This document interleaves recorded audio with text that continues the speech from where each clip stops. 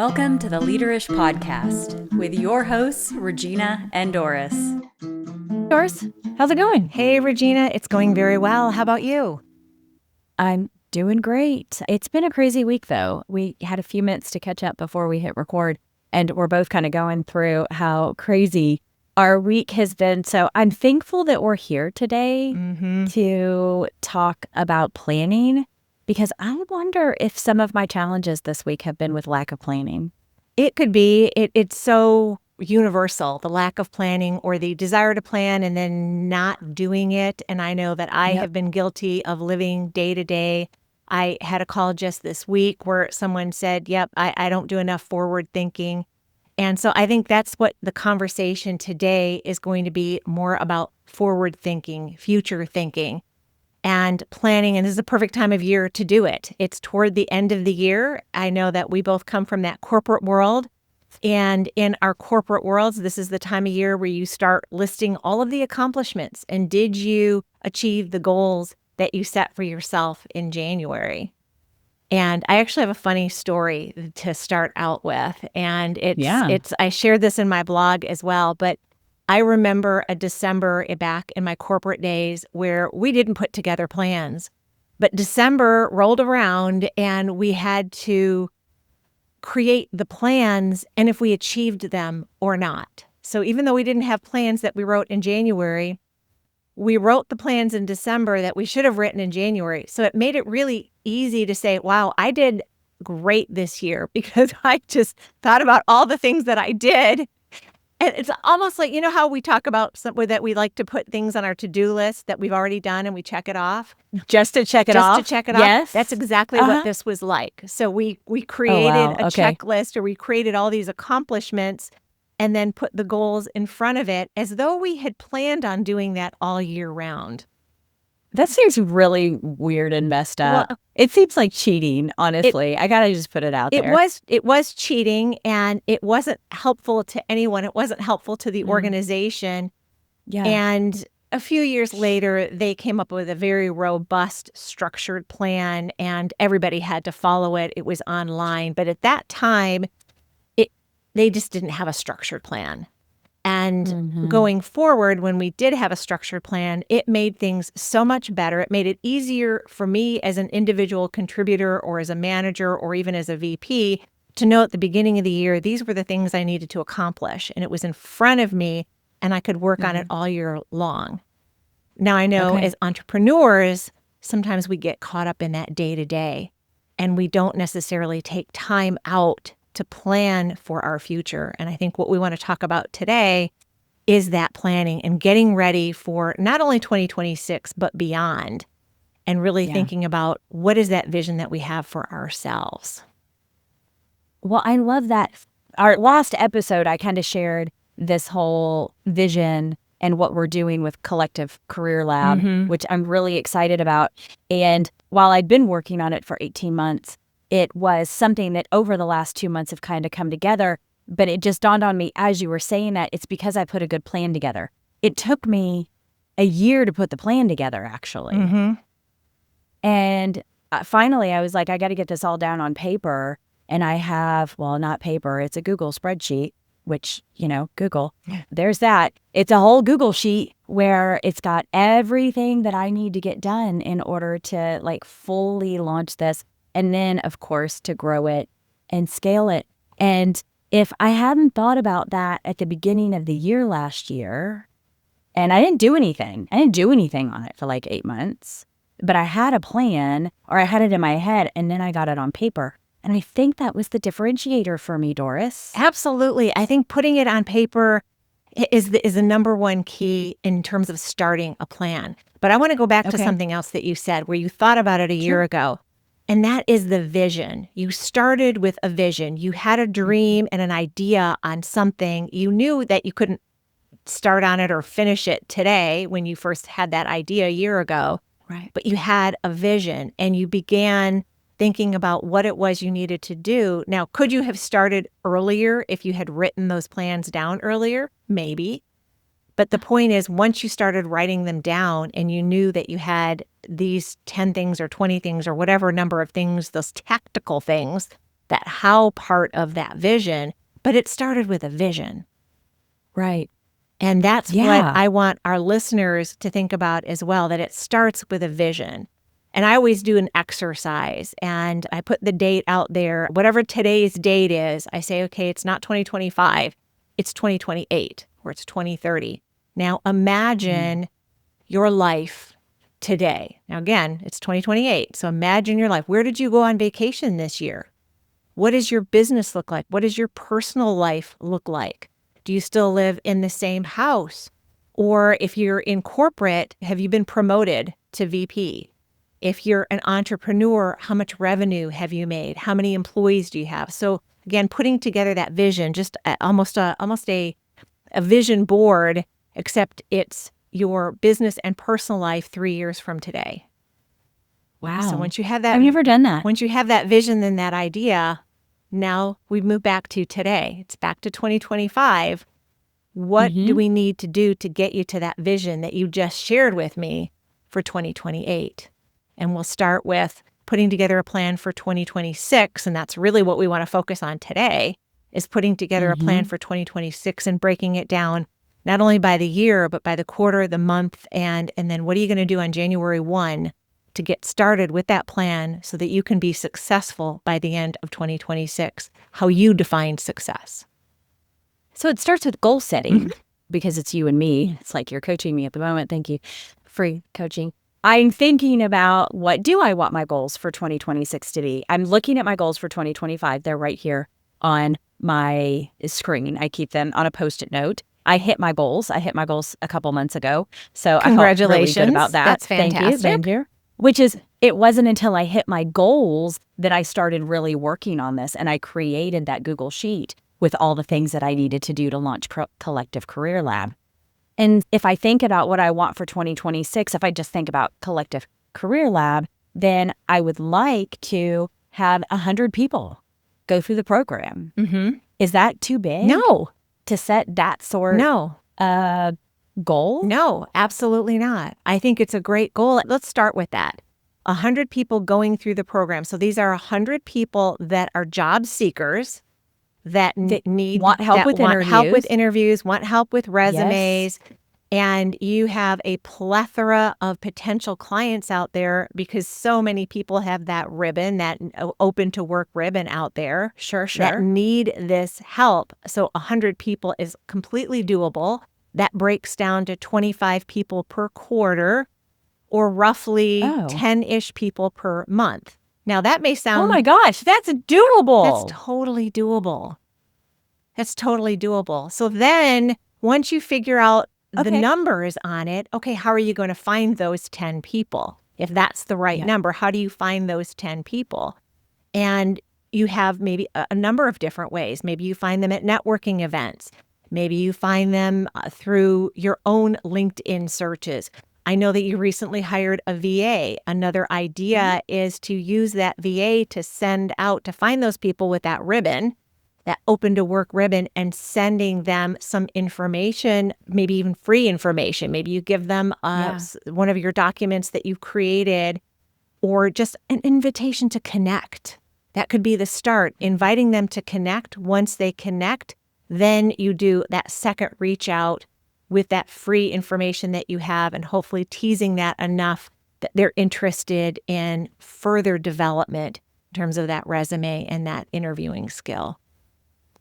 I love it. There's a few other things that I think I need to get a little bit more crisp. We've started doing, I have 2 workshops that I can deliver to job seeker groups. So if you think about career transition groups, or a lot of churches do them, a lot of organizations and associations have career transition groups. So I've been reaching out to them to deliver some of these free workshops that are extremely valuable, that go over some of the things that we do in the program that are beneficial to job seekers. And there's so many other things to do.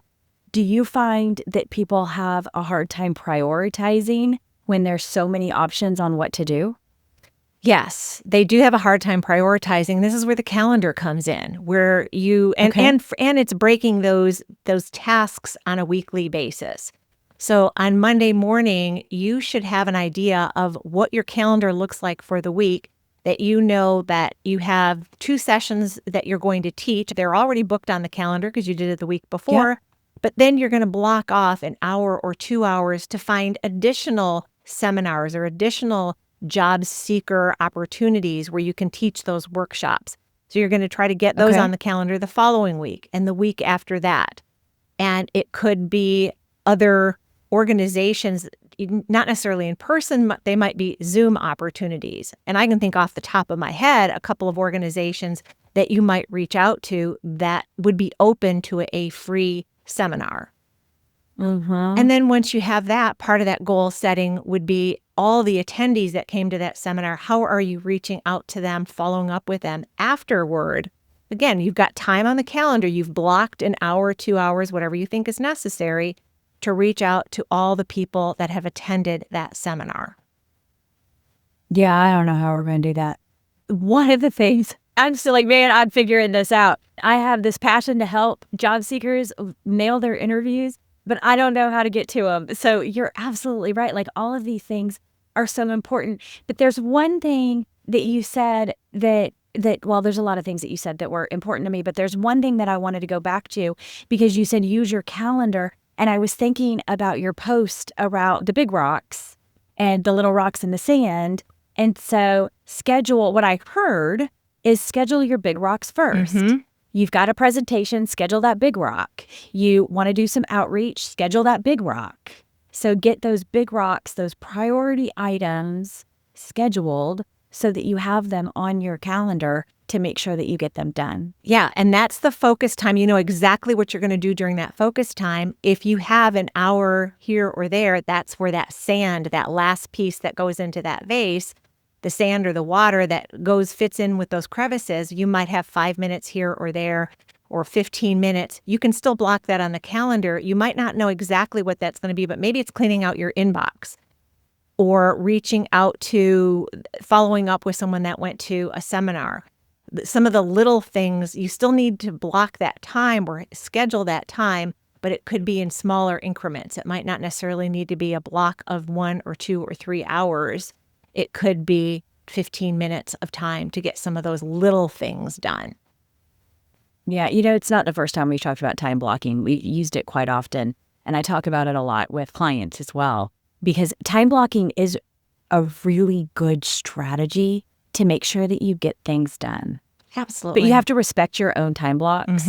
That's what I find most with me and with people I talk to every day is that they'll block time and then they're like, oh, I'm going to do something different or something else came up or I'm going to reprioritize this. Even though this is a big block, it's not urgent right now. It's important for the future, but it's not urgent right now. So they reschedule it or they just don't do it and they put something else in its place. I find that happens a lot. Yeah. And sometimes you need to do that. Sometimes there is another priority, a bigger rock that has taken the place of this other smaller rock, but you can't ignore it. You shouldn't just eliminate it completely from the calendar. You should reschedule that time to another time block where you know it still needs to get done. So you need to prioritize it in some way, but it's okay to adjust the time. It's just not okay to completely forget about it and say, I don't want to do it anymore. Yeah. Too often, I think we let urgent sand take the place of our important rocks. Yes. And so I think we all have to have a little bit of discernment there so that we're not taking urgent sand and filling the spots where we need to be working on our important rocks. Absolutely. Yeah. And to wrap a bow around this metaphor, this is something I think it's attributed to Stephen Covey. I also know it's a part of the EOS or the book Traction, where they talk about the big rocks and the little rocks. And just so people can get a visual in their minds, imagine a glass vase and you put the sand in first, and then you put small rocks and big rocks. The big rocks won't fit. If you put the sand in first, it takes up most of that glass vase and there isn't room for the really important things. But if you put in the big rocks first and then the smaller rocks and then put the sand on top, the sand fits in all the crevices and it could all fit in that glass vase. The priority of those big rocks, it's important to put that in first, otherwise there won't be room. So when you start reprioritizing, like you said, and you put in sand in place of the big rock that should be there, that big rock, there's no room, and all of a sudden the big rock gets forgotten, or it gets pushed out week after week after week. And the next thing you know, it's December and you haven't achieved your goals because that big rock's just been moved from week to week, month to month, and it never got done. That's not going to happen to me. No, it's not going to happen to me either. I am going to stay focused, and I'm going to stay focused on those important priorities and try to fill in the urgent sand, the smaller things when I can, but I'm not going to get derailed. I find myself happening every day. I'm going to have to be very conscious of what this is like and what it is for me when I get derailed or unfocused or squirrel, It happens to me way too often. But in order to meet this vision of helping 100 job seekers nail their interview with confidence and clarity, I'm going to have to focus on the important and let the urgent get filled in when I have time. Yeah, absolutely. And I want to do something with you. I want to, or we can do it together. Let's hold each other accountable. Okay. I know that I can be that day to day, that I am the exact same way. There's so many times where sand takes over most of that glass vase and I push the big rocks out week to week. I think we need to hold each other accountable on those big rocks and making sure that we don't lose sight of that. And we both have committed to each other that we're going to do that. When we talk about planning for 2027, let's promise each other that when we have this conversation a year from today, that we can talk about all the successes and the big rocks that we achieved. And we're putting it out there. This is on a podcast. It will forever be out there in the universe. And we can't take it back. And we're going to focus on those big rocks. And we're going to have our listeners hold us accountable too. I love it. Oh, that's so much fun. Okay, that's great. We should do that. We should do that more anyway, since we talk quite often. I think as a listener, the important takeaway here is you should find someone that you can trust that will help hold you accountable for what you say you're going to do. Because we're all just human. And let me tell you, that sand, those urgent little things, they fire my endorphins every time I get to check that box. We all know this. Yeah. Everybody knows who listens to our podcast. Regina loves a box. Regina loves checking a box. And so does Doris. That's right. We're box checkers. We love a good box. So if we can stop thinking about our work as a series of boxes to check, because those are always the urgent things. Who ever puts the big rocks on a box? Almost never. So then here's my question to myself and to you. If we're going to focus on these big rocks, and we're not going to use lists because that doesn't work, because the list just gets longer and the big rock stays up top. How do we do this? One challenge with that, the big rocks can be broken down into those small tasks. And I think it's not the big rock. The 100 people, you're not going to say, your list isn't going to say 100 people. Okay. Yeah. Your to-do is taking that 100, and we've broken it down to, what do we say, 10 per month. That's roughly, we'll call it 3 per week. And that's where it gets broken down. On that week. And that's how I usually do my task list. I don't do it on the day by day because I'll get lost in what I have to do today versus tomorrow versus Wednesday, Thursday, Friday. And so I usually have a list that is a week-long list. I might write down that star. We've talked about this before, the star of what I need to get done today. Those might get highlighted or starred or somehow labeled differently. I could even put MTW for the different days of the week. But that's where you break it down. So I'm going to talk to 3 people this week, or I'm going to reach out to 10 people so that I can get 3 people, or have my VA reach out to 10 people so that I can get the 3 people that I need to talk to today to get to that 100 people. And the same way, it works the same with the seminars, is what am I going to do today or this week to reach Right. that milestone. If I want to teach, let's say 20 seminars by the end of 2026, break that down as well. That's what gets to put on your to-do list. The big rock is still the seminars. The big rock is the 100 people, but you break it down into smaller, doable tasks.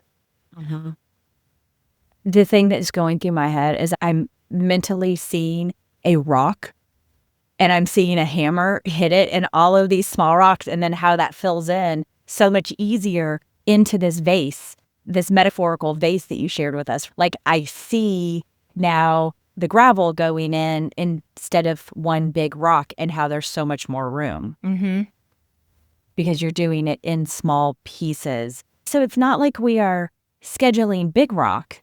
Okay, this just dawned on me. We're not putting big rocks on our computer, on our schedule. The We're vision, actually that's putting the future. the small rocks. That's right. Those are the bigger things. We're putting the crushed up, hitting with a hammer rock.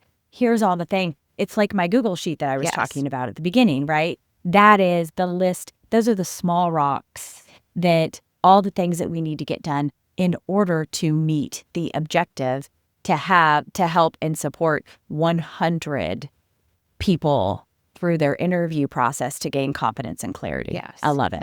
Okay. Yep. Yes. Very, very good. What else? What else do we need to think about with planning? Oh, wishful thinking versus intentional action. And I know that we have... What's that mean? I listen to a lot of podcasts, as do you, and there are a lot of people out there that talk about abundance or manifestation. But it can't be just wishful thinking. You can't put a vision board out there with the revenue that you want to make, or the podcast you want to record, or the book you want to write, and then wish that it happens. You still have to do something. You have to be intentional about those items that you put on that list. So those big rocks.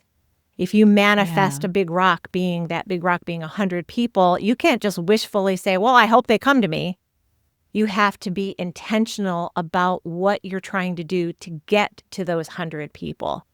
And that is the big difference in my mind between that manifesting and abundance mindset is, yes, you have to want it. You have to want it enough to work really hard to get it. Right. Yeah. That makes sense. You have to take action. Things don't just happen. There was a book. What was that book called? The Secret.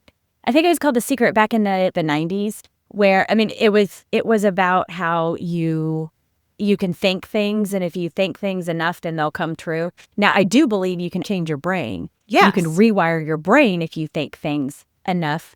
I'd experienced retelling myself a story that I was part of and actually changed my own narrative. Didn't realize it. Tell me more. Well, this isn't really part of this whole conversation, but it was interesting. There was a situation at work that I had been a part of, and I had experienced one thing, and somebody had shared an alternate perspective of some sort, and I kept reframing my own narrative based on what they had shared with me, and their narrative became my narrative. What my brain thought I experienced several weeks later was very different than what I actually experienced because of the new input of someone else's perspective on it. Yeah. It took a while for me to realize that, and that I had changed the narrative in my brain. I'd changed what happened.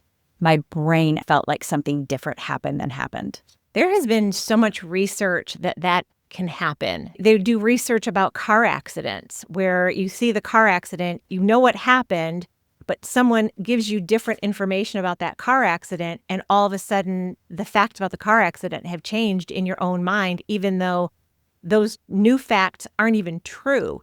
But there have been study after study after study that our brain can be impacted by those new narratives, whether they're true or not.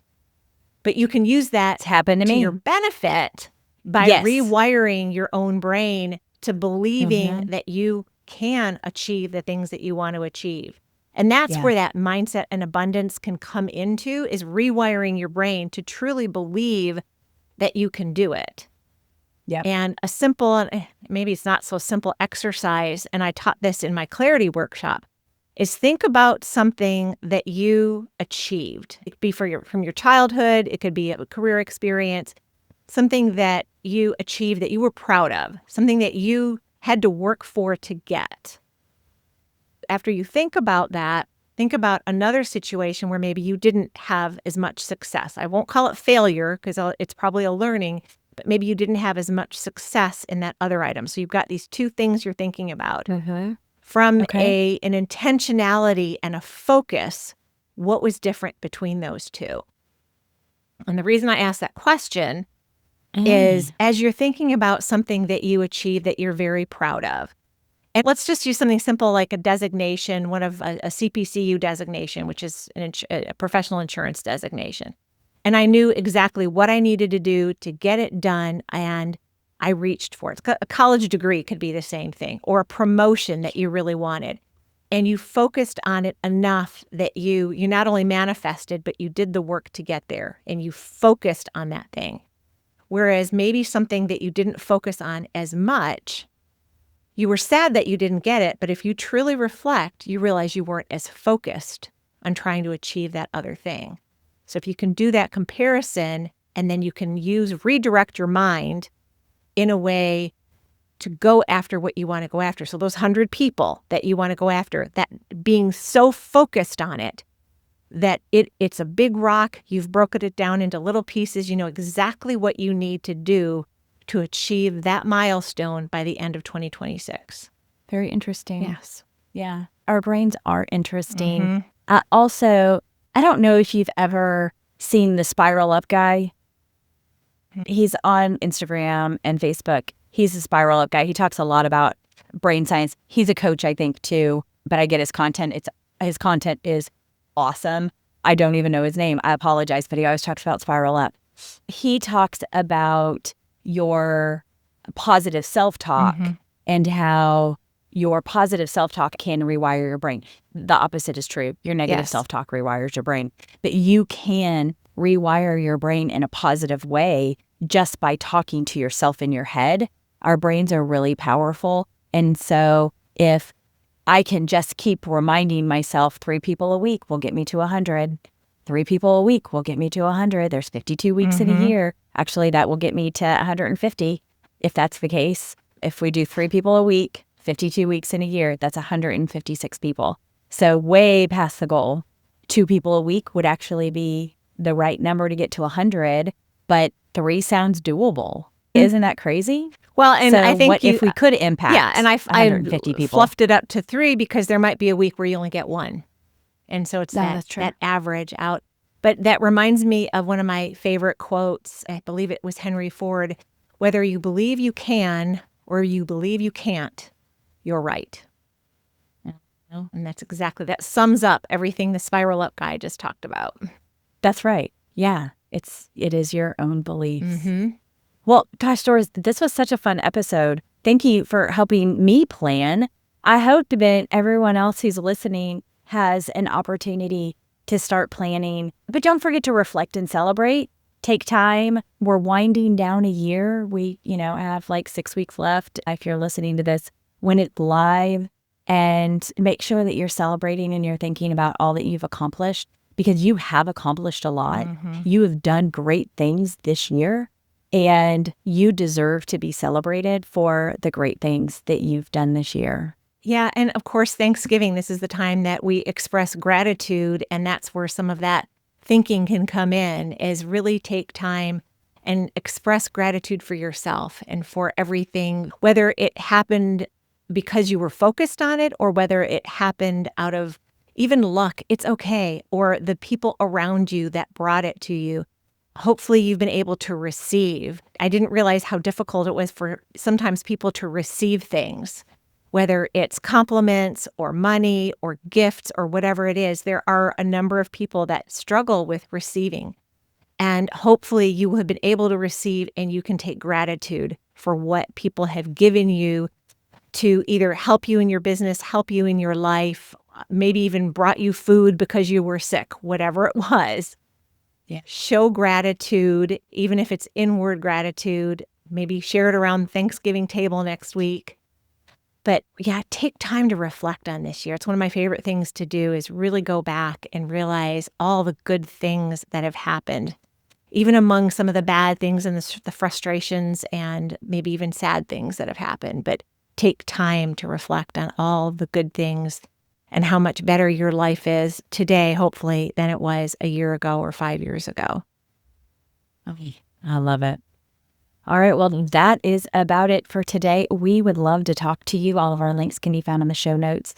Follow us on this journey as we dive into all things leadership. Also, we'd love a review. You can find us on YouTube or anywhere where you get your podcasts. And we'd love for that like and subscribe button on YouTube or the follow button on wherever you get your podcasts. Leave us a review. If you can leave a comment, that's even better. We are so grateful every time somebody reviews our podcast. It just helps us get to more folks who are looking to grow their skills. And if you're interested in being a guest, as always, reach out to us. We would love to talk to you. You can find us at leaderishpodcast@gmail.com. And with that, I will say cheers, Doris. Cheers, Regina. Happy Thanksgiving.